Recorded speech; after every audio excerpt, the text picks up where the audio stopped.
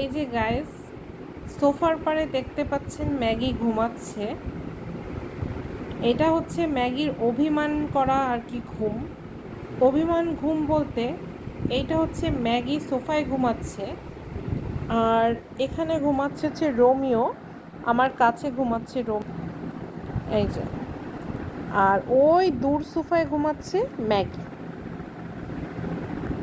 তো রোমিও যখন আমার কাছে ঘুমাবে তখন ম্যাগি ঘুমাবে এত দূরে। মানে ম্যাগি এত এত হিংসে করে, সে ঘুমাবে ওই সোফার পারে।